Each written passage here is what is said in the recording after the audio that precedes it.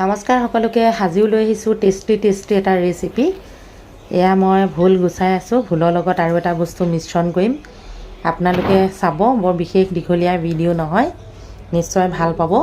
ভোলৰ সৈতে মিশ্ৰণ কৰিবলৈ লৈছোঁ এয়া কঁঠালগুটি এতিয়াতো বৰাবৰ ওলাই আছে, নহয়নে বাৰু?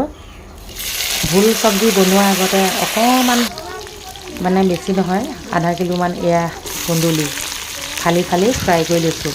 এনেধৰণে কুন্দুলি ভাজি খাবলৈ বহুতেই টেষ্টি হয়। কেৱল মাত্ৰ পিঁয়াজ, জলকীয়া আৰু হালধি, নিমখ।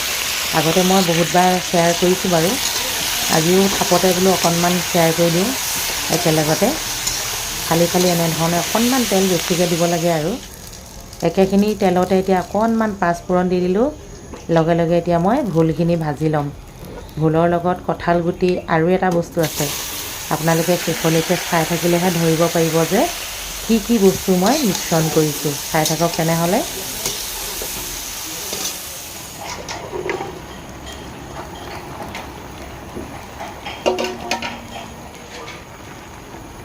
আৰু এটা এয়া মচুৰ দালি, ভোল আৰু কঁঠালগুটি এনেধৰণে মিশ্ৰণ কৰিছোঁ। খুব ধুনীয়াকৈ এতিয়া উতলি আছে। ইয়াতো অলপ হালধি নিমখেই দিছোঁ জোখমতে, বাকী বেলেগ মছলা ব্যৱহাৰ নাই কৰা, যিহেতু বহুত গৰম পৰিছে।